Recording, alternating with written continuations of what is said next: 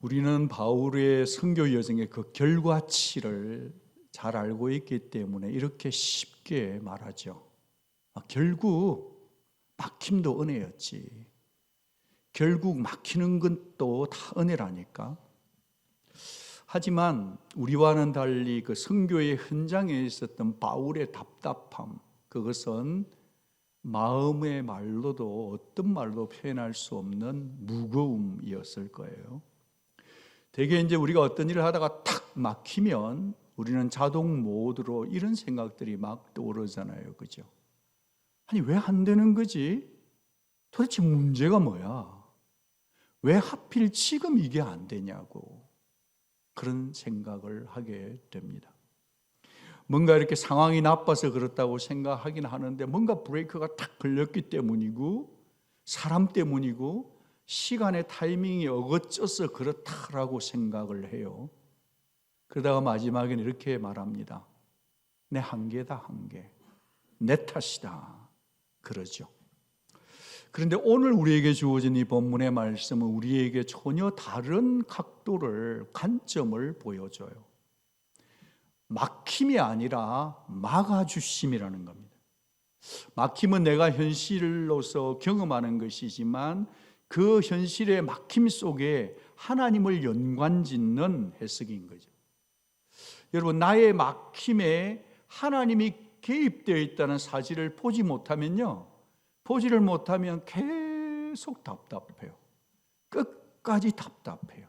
그러나 내가 비록 지금 딱 막혀 있을지라도 하나님이 간섭하신다, 하나님이 개입하신다는 이 해석학적 신앙을 딱 붙들면 막힘 속에서도 그렇지, 하나님이 뭔가 새 일을 하실 거야라는 기대치를 가지게 된다는 거예요. 그런데 우리는 이런 일들을 당했을 때 그 일이 다 지나가고 난 뒤에, 정말 시간 다 지나고 난 뒤에 때늦은 깨달음을 갖게 되니 우리는 참 깨닫는데 무딘 존재들인 것 같아요.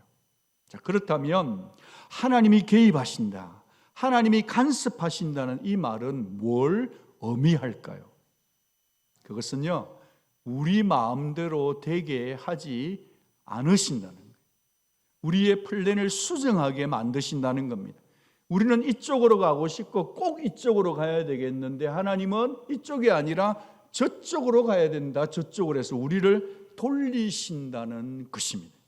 그런데 지나고 보면 이 돌리심 가운데 하나님의 인도하심이 숨겨져 있다는 것을 깨닫는 거죠.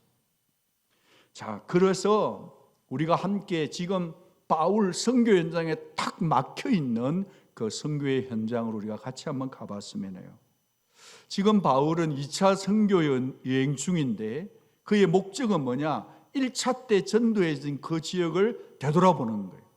그러니까 갔던 것에 역순으로 간단 말이죠. 더베와 루스드라에도 도착했어요. 루스드라에서 어떤 일이 있었어요?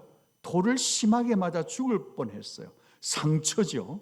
그런데 거기서 누구를 만나느냐? 티모티를 만나는 거예요. 여러분, 하나님은 우리가 사람 때문에 상처를 받고 환경 때문에 상처를 받으면 하나님은 우리에게 사람을 선물로 주시기도 해요. 여러분, 사역을 하고 목회를 하다 보고 언약 공동체를 섬기다가 보면 정말 좋은 사람 하나 만나게 되면 그게 진짜 하나님의 선물임을 절절히 느끼게 된단 말이에요. 그러니까 이제 바나바의 선교, 바울의 선교팀에는 티모티까지 합세가 되었으니까 아주 기세가 등등하게 되었습니다. 그래서 그들이 타겟팅을 삼은 곳은 아시아였습니다.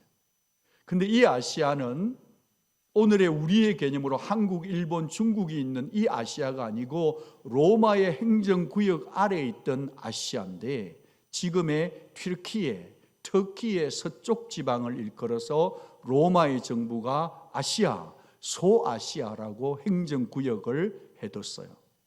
자, 그럼 바울이 왜 이 아시아로 가게 했을까? 어느 도시를 봤을까 할 때 그것은 에베소였음에 틀림이 없습니다. 바울은 무계획적인 사람이 아니라 철저한 플래너였습니다. 큰 도시, 교통요지, 영향력 있는 지역을 항상 타겟팅했단 말이죠. 하나님의 선교니까 목적이 분명했겠죠. 사람들이 많이 살고 있는 거점을 향해서 그는 달려가고 있었으니 지극히 상식적이었습니다. 게다가 1차 여행 때 이미 루스드라, 더베, 이고니온에서 사역을 했기 때문에 가던 방향 그대로 쭉 가면 거기에 에베소가 있었으니 더 서쪽으로, 더 중심부로 확장해 가는 게 지극히 자연스럽습니다. 거기에 마치 아이텐이 깔려 있는 것처럼 로마의 도로 정비가 대단했거든요. 그냥 이코니온에서 에베소로 가는 길은 대로가 쭉 뻗쳐 있었단 말이죠. 그래서 만약 에베소를 거점으로 해서 아시아 전도를 한다고 하면 이보다 더 탁월한 선교 전략, 스트래티지는 없었을 것입니다. 분명했습니다. 목적지향적이고 바울의 선교 전략은 아주 디테일이 강한 치밀했었거든요. 근데 문제는 뭐냐? 그런데 성령이 아시아에서 말씀을 전하지 못하게 하신다는 거예요. 성령께서 아시아에서 복음을 전하지 못하게 했어요. 지금 가면 가장 좋을 것 같은데, 에베소면 가장 적합할 것 같은데 하나님이 막으시는 거예요. 설명도 이유도 각주도 없어요. 어떤 식으로 막으셨는지 알 수도 없죠. 여러분, 선교사가 선교하겠다는 데 막힌 거예요. 복음 전도자가 복음 전하겠다는 데 막힌 겁니다. 여기서 우리는 굉장히 난감하고 막혀 있지만 하나님의 일하시는 방식 하나를 우리의 마음에 기록해 두어야 합니다. 우리의 마음의 메모지에 기록해 두어야 돼요. 그건 뭐냐? 하나님은 악한 길도 막으시지만 선한 길도 막으실 때가 있다는 거예요. 하나님은 악한 길도 막으시지만 선한 일에서도 막으실 때가 있다라는 겁니다. 또 하나, 시간을 길게 가지고 보면 바울이 3차 전도 여행을 갔을 때는 지금은 놓쳐버린 에베소지만 그 에베소에서 무려 3년 동안이나 제자 훈련을 해서 에베소 전체에 큰 부흥이 있었더라. 그러니 하나님께서는 어떤 지역을 거부하시는 게 아니라 하나님은 타이밍 때문에 타이밍을 조절하시는 분이신 겁니다. 하나님은 그 어떤 지역도 차별하는 법이 없어요. 다만 하나님의 뜻에 맞는 하나님의 타이밍을 따라 가시는 분이신 것을 우리의 마음의 노트에 기록해 둘 수 있기를 바라요. 여러분, 성령님은 그동안 바울의 기질대로 사역하는 것을 제동 브레이크 건 적이 없었어요. 이래라 저래라 간섭지도 않으셨어요. 바울이 밀어붙이면 밀어붙이는 대로 사용하셨고, 죽겠다고 덤벨들면 돌 맞는 현장도 굳이 말리시지 않으셨어요. 바울과 바나바가 격렬히 싸울 그때조차도 전혀 간섭지 않으셨어요. 그런데 이번에는 완전히 다른 경험을 하고 있는 거죠. 성령님이 그의 발걸음을 딱 멈추게 하는 겁니다. 바울이 예전 같으면 go, let it go 이겠지만 바울이 딱 멈췄어요. 그는 어쩔 수 없이 방향을 바꿉니다. 떠나기 전날 밤에 그는 기도했겠죠. 하나님, 우리가 어디로 가야 하겠습니까? 얼마나 간절하게, 얼마나 진실되게, 얼마나 뜨겁게 하나님의 뜻 물었을까요? 지금 좌우가 다 막히다 보니 바울은 고개를 들어서 위쪽을 바라봅니다. 북쪽이에요.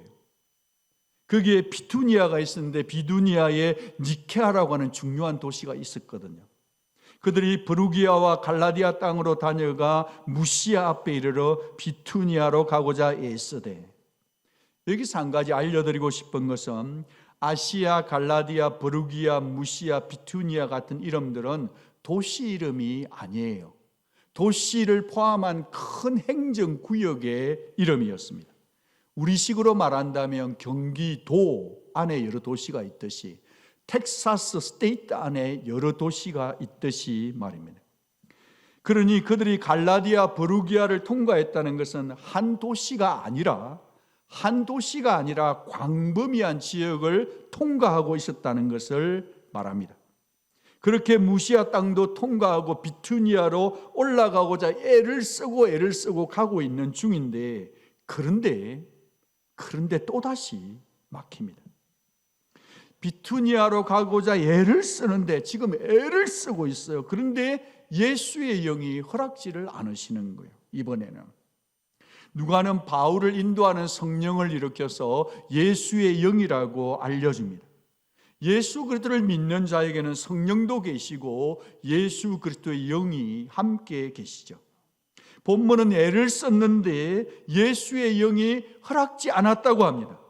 그저 담담하게 예수의 영이 허락지 아니하시는지라 라고 기록되어 있지만 우리는 그냥 읽었지만 그곳에 있는 바울의 가슴을 상상해 보시겠어요?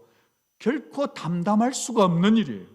당황스럽고 혼란스럽고 그 먼 거리를 헤매면서 달려왔는데 피곤의 무게만큼이나 중압감에 눌려 있었을 것입니다. 그런데도 말이죠. 그런데도 한때는 불같은 성격에 고집도 대단했던 바울이 자기 길을 우기지를 않아요. 밀어붙이지도 않아요. 기도원처럼 표적을 달라 하지도 않아요. 우리같이 작정기도 금식기도 하면서 하나님의 뜻을 막 알려고 뜻을 따내려고 하는데 꼼짝을 안 해요. 바울은 지금 하나님이 막으신다는 사실을 순순히 인정합니다. 여러분, 아시아는 막혔고 말이죠. 비투니아는 허락이 안 됐으니까 이렇게도 못 가고 다 막힌 거예요. 이제 남아있는 길은 서쪽 해안으로 가는 길밖에 없었습니다. 무시아에 있는 항구 도시 바다가 보이는 트로이에 도착이 되었습니다. 그날 밤에 철썩거리는 파도 소리를 들으면서 무릎 꿇은 바울을 상상할 수 있기를 바랍니다.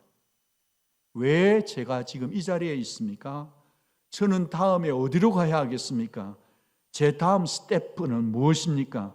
그는 바울은 불확실함 속에서도 수없이 하나님께 여쭙는 바울이 보이는 것 같습니다. 그러다가 그 밤에 바울은 환상을 봅니다. 밤에 환상이 바울에게 보이니 마게도냐 사람 하나가 서서 그에게 청하여 이르되 마게도냐로 건너와서 우리를 도우라 하는 겁니다. 처음 보는 헬라인이었습니다. 마게도냐 사람입니다. 마게도냐는 지금은 그리스의 북부 지역에 있는 알렉산더 대왕의 전성기를 보낼 때 헬라 제국의 중심이 마게도니아입니다. 그의 말은 단순했어요. 마게도냐로 건너와서 우리를 도우라 했는데 여기에 있는 사용된 청하다는 것은 간절히 요청하는 거예요. 도우라는 것은 urgent 케이스니까 빨리 와달라는 911 구조와 같은 단어입니다. 그의 외형은 알 수 없었지만 그의 음성과 그의 손짓 속에서 절박하다, 긴박하다는 것을 알았을 겁니다. 바울은 그 환상을 보면서 자기 혼자 결정하지 않고 자기의 선교팀과 함께 분별을 합니다. 바울이 그 환상을 보았을 때 우리가 곧 마게도냐로 떠나기를 힘쓰니 이는 하나님이 저 사람들에게 복음을 전하라고 우리를 부르신 줄로 인정함이라 했습니다. 선교를 갈 때 혼자 독단적으로 결정할 수 있지만 바울은 지금 그룹 디스커션을 통해서 인정을 받아서 결정하는 모습입니다. 여기에 힘쓴이라는 단어가 눈에 띕니다. 비투니아로 갈 때도 이 단어를 썼어요. 애를 썼어요. 불확실성 속에서도 앞길을 더듬어가는 상태 말입니다. 그는 주저앉질 않아요. 이제는 열린 길 앞에서 그는 힘써 움직입니다. 확신이 생겼고 오라는 부르심을 인정했기 때문입니다. 여러분, 하나님이 길을 여실 때는 적극적인 순종을 하시기 바랍니다. 하나님, 제가요 시간이 좀 더 필요해요. 이 일도 해야 되고요, 저 일도 해야 되고 사정 아시잖아요.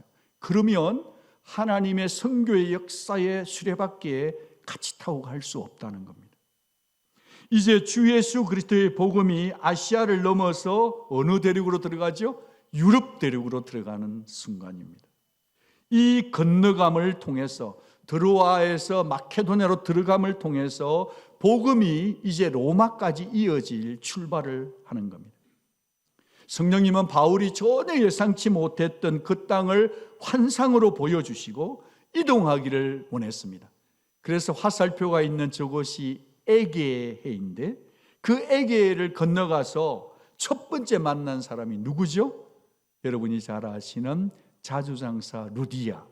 거기서 또 누구를 만났어요? 점치는 여종을 자유롭게 해줬어요. 거기서 또 누구를 만났어요? 간수장을 만나서 복음을 전하고 세례를 베풀고, 그래서 그들을 통해 유럽의 첫 번째 교회 빌립보 교회가 세워진 거죠. 그러니까요, 우리 보기에는과 달리 하나님 보시기에 시급한 유럽 땅이 더 시급했다는 것을 우리는 보게 되죠. 여러분, 하나님만이 복음이 가장 시급한 장소와 사람과 대륙을 정확히 아십니다.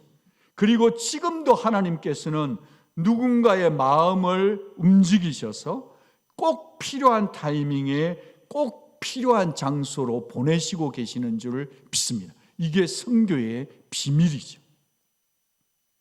여러분, 바울은 이렇게 여러 번 길이 막혔는데 막힐 때마다 어떻게 주저앉지 않고 그 상황을 받아들일 수 있었을까요? 그가 특별했기 때문일까요? 그렇지만은 않은 것 같아요. 그는 늘 성령의 인도하심을 의식하고 살았기 때문입니다. 성령의 인도하심에 민감했기 때문에 그는 인생의 막힘들 속에서도 하나님의 막으심으로 해석할 수 있었던 겁니다. 여러분, 우리도 성령님의 인도하심을 받기 위해서 필요한 것은 이 분별력이에요. 지금 내 앞에 있는 이 막힘이 내 가는 길을 포기하게 만드는 고난인지 아니면 하나님이 막으시는 브레이크 시스템인지를 분별할 것은 각자의 몫이고 각자의 적용점입니다.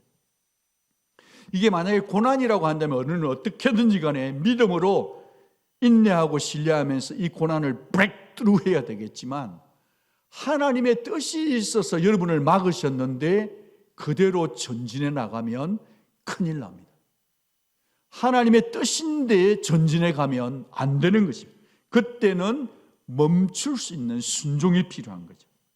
지금은 아니다라고 그 사실을 수용하고 받아들여야만 합니다. 여러분, 성령의 인도하심을 받고 사는 사람은요, 가고 싶다고 가는 사람들이 아니에요. 성령의 인도하심을 받고 사는 사람은 가고 싶다고 다 가는 게 아니고요, 멈추라고 하시는 멈춰야 될 때 멈출 수 있는 성령의 열매인 셀프 컨트롤이 되는 사람입니다. 그러니 저와 여러분의 인생을 지금 하나님이 방향을 조정하고 계신다는 사실을 늘 깨어서 아시기를 바랍니다. 여러분, 우리가 아는 성령님은 평상시에는 굉장히 부드러우세요. 성령님의 별명이 바람 같다 하시잖아요. 성령 굉장히 퍼스널해요. 인격적이세요. 그래서 성령님께서는 우리의 마음에 평강을 주셔요. 우리의 생각에 정리정돈을 주셔요. 우리의 의지에 감동을 주셔서 하나님의 일에 동참케 하시죠. 그런데 때때로는 바람과 같으신 성령분이, 이 성령이 루아흐가 미풍이 아니라 역풍으로 칠 때가 있어요. 태풍처럼 칠 때도 있다는 거죠. 그렇게 성령께서 저와 여러분의 삶을 강권적으로 이끈다면 저와 여러분은 설명 없이 그냥 멈출 수 있나요? 쉽지 않아요. 정말 친절한 설명 한 줄 정도는 있어야만 연약한 우리들은 기다리고 정말 기다릴 수 있는 것 같아요. 덜 불안하고 덜 답답할 것 같습니다. 그런데 성령께서는 말이죠, 타협지 않으시고 여전히 이유를 설명하지 않으시고서는 너의 계획, 너의 장기간 준비한 플랜 A라 할지라도 수정하라 하실 때가 있어요. 여러분, 그렇게 성령께서 여러분을 주도해 가실 때 그분의 의지, 그분의 결정을 존중하기를 연습하기 바랍니다. 성령님의 속도와 성령님의 방향과 성령님의 방식대로 내 삶을 통째로 이끌어 가실 수 있도록 진행하시도록 성령께 맡길 수 있기를 바랍니다. 계시록 3장 7절 거룩하고 진실하사 다윗의 열쇠를 가지시니 곧 열면 닫을 사람이 없고 닫으면 열 사람이 없는 그가 이르시되 하셨어요. 주 예수께서 막으시면 사람이 열 수 있습니까? 없습니까? 없습니다. 여러분, 열쇠를 가지신 분, 그분의 주권에 따라 여러분의 인생이 열리고 닫히는 겁니다. 그래서 결국 오늘 이 본문이 우리에게 주는 현실적인 도전이 뭐냐? 이 본문이 오늘 우리에게 어떻게 적용할 수 있느냐 하면, 이 일은 선교사의 이야기인 것 같지만 실상 더 중요한 포인트는 하나님의 인도를 어떻게 해석해야 할지에 대한 성령의 가르치심 본문입니다. 이 이야기는 우리의 삶에도 일어날 수 있는 스토리이기 때문이죠. 살다가 보면 누구나 다 한 번, 두 번 그 이상 막힘을 경험합니다. 비즈니스가 막히고, 진로가 막히고, 비행 일정도 막히고, 땅의 육로도 막힐 때가 있고, 직장도 막히고, 결혼도 막히고, 계획이 막히고, 관계가 막히고, 건강도 막힐 때가 있단 말이에요.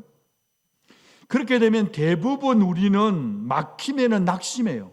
막히면 불평해요. 막히면 원망해요. 막히면 새로운 길을 찾기나 하는데 사람에게 매달리기도 해요. 그 막힘에 우리는 환경과 정보를 찾아서 애를 씁니다. 그러나 오늘 본문은 다르게 흘러가는 관점을 보여준단 말이죠. 막히고 또 막히는 막힘 속에서 하나님을 향한 숱한 기도가 있었음을 우리는 기억해야 해요. 여러분, 하나님 앞에 머무는 시간이 있었더라는 겁니다. 분주한 낮도 있지만 그냥 홀로 하나님 앞에 앉아있는 기도의 밤이 있었다는 것을 기억해야 합니다. 끝까지 하나님만을 신뢰하면서 내 막힌 상황 속에서도 내 삶의 방향을 수정할 수 있는 영적인 유연성, 하나님이 내 삶을 인도해 가시도록 내어드리는 여백이 있어야 합니다. 여러분, 똑같은 상황이에요. 똑같은 상황을 두고 어떤 사람은 막혔다 이래서 숨이 턱턱 막힌 인생이 있는가 하면, 그 막힘 속에서도 하나님이 막으셨다는 고백을 하는 그 차이는 딱 한 끗 차이예요. 성령의 인도하심을 믿고 하나님을 신뢰하느냐 못하느냐입니다.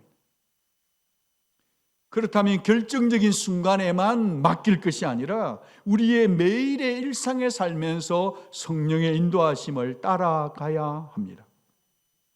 여러분, 예수를 믿고 믿을 때 성령이 받은 사람은 매일매일 매 순간순간을 성령의 인도하심을 받을 수 있습니다. 성령의 인도하심이 너무 어렵게 느껴진다면 여러분은 그동안 성령께 자주 여쭙지 않았기 때문일 수도 있습니다. 성령께서는 언제나 자기를 찾아와서 기도 가운데 물으면 신뢰하는 자에게 반드시 영적인 분별력을 주십니다. 그러니 선택의 지점마다에서 하나님께 여쭙는 우리 되기를 바랍니다. 하나님, 이것이 주의 뜻입니까? 아니면 제 열심입니까? 제 고집입니까? 제 욕심입니까? 여러분, 하나님의 인도하심을 받을 때 그냥 눈 감고 기도한다고 환상이 쫙 열리고 그러는 게 아니에요. 그럴 때도 있어요. 그러나 일반적인 삶에는 그렇지 않아요. 하나님 인도하시는 방법이 환상이나 천둥이나 뚜렷한 음성이라고만 생각하고 그 환상, 그 음성만 기대하고 있다가는 인도하심 못 받을 수도 있어요. 신약의 성도들은 말씀과 기도를 통해 진지하게 기도하면 그것이 환상 또는 말씀으로 교제할 때 이루어지거든요. 매일의 묵상을 놓치지 마십시오. 말씀을 읽을 때 꼭 여쭈어 보십시오. 하나님, 이 말씀이 지금 내게 무엇을 의미합니까? 제가 지금 고민하고 있는 이 문제와 이 말씀은 어떻게 연결됩니까? 지금 제가 가야겠습니까? 멈춰야겠습니까? 그러면 오늘 답을 주지 않으실지라도 내일 그 다음 날에 설교를 통해서든 묵상집을 통해서든 영적인 친구들과의 교제를 통해서든 언약 공동체 바이블 스터디를 통해서든 하나님은 반드시 응답하십니다. 응답이 뭐든지 상관없이 이 믿음 하나는 흔들려서는 안 됩니다. 이 말씀 같이 한번 읽어주시겠어요? 너희를 향한 나의 생각을 내가 아나니 평안이요 재앙이 아니니라. 너희에게 미래와 희망을 주는 것이니라. 너희가 내게 부르짖으며 내게 와서 기도하면 내가 너희들의 기도를 들을 것이요 너희가 온 마음으로 나를 구하면 나를 찾을 것이요 나를 만나게 될 것이다. 아니 목사님, 누가 뭐 이거 안 해본 줄 아세요? 해도 막혀요. 그런데 기도도 하고 말씀 부드는데 그래도 막혀. 또 막혀. 그때는 이렇게 생각을 한 줄 정리하시기 바랍니다. 이래도 막히고 저래도 막힌다면 하나님께서 지금 나에게 새로운 가장 좋은 길을 예비하고 계신다고 선포해 주시기 바랍니다. 일이 막혀도 괜찮다고 얘기해 주셔야 될 책임은 여러분에게 있는, 답답하고 막혀도 말이죠, 분명히 괜찮다라고 여러분에게 얘기를 들려주셔야 돼요. 지금 믿어버려도 되고요. 왜냐하면 아무리 막혀 있어도 예수를 믿는 성도의 인생은 하나님의 손바닥 안에 있기 때문입니다. 여러분, 드로아의 깊은 고민의 밤이 지나갑니다. 그리고 마게도냐의 아침이 온 것입니다. 유럽의 아침이 열린 거예요. 여러분들이 지금 닫힌 문 앞에서 씨름하기보다 그 손에 열쇠를 쥐고 계신 예수 그리스도를 바라볼 수 있기를 바랍니다. 막으시는 분도 여시는 분도 주 예수시거든요. 여러분이 지금 막혀있는 막힘 속에 있을지라도 막힘은 끝이 아니고 하나님이 개입하시면 문제는 해결되는 것입니다. 내 인생의 막힘을 하나님의 막으심으로 해석해낼 수 있는 여러분이라면 여러분은 여전히 주권자의 손안에서 오늘의 인생을, 앞으로의 인생을 인도받으실 수 있을 줄 믿습니다. 기도하겠습니다.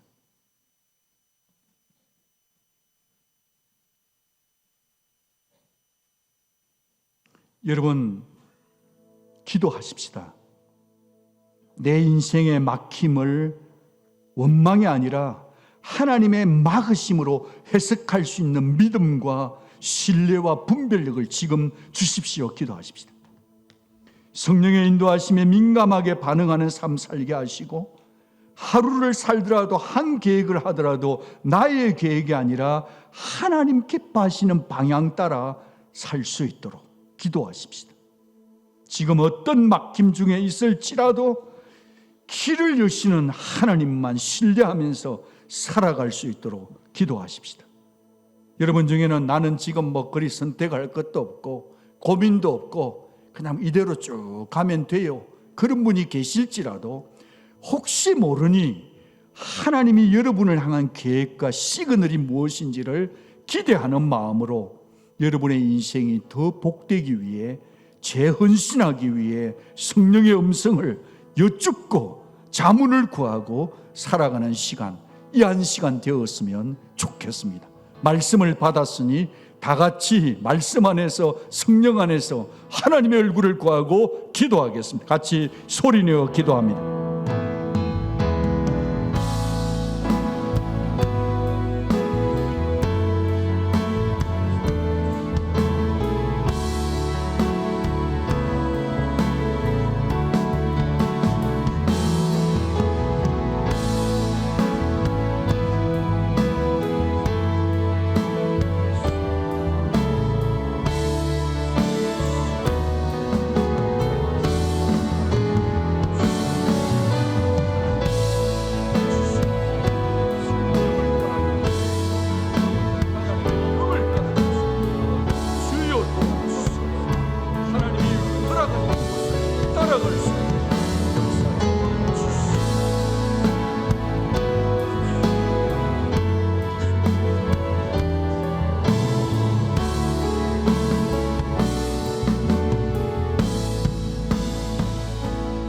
하나님 아버지, 길이 막힐 때 원망한 적이 많았사오니 우리의 입술에 믿음을 담아 주옵소서. 막혔을 때 하나님이 막으셨다고 생각하고 하나님이 내 삶에 간섭하고 개입하셨다는 신앙과 믿음과 신뢰와 분별력을 주옵소서. 성령의 인도하심에 늘 민감한 우리 모두가 되어서 한 번 사는 인생 민수기처럼 뺑뺑뺑 돌지 않고 하나님을 향해 참으로 성령의 인도하심을 따라 나아가는 막힘 속에서 막으시는 하나님의 뜻을 구하는 온누리 가족들 되게 도와주옵소서. 예수 그리스도 길이신 이름, 영광의 이름으로 기도합니다. 아멘. 다 함께 일어나서 마지막 찬양 하나님께 드리겠습니다.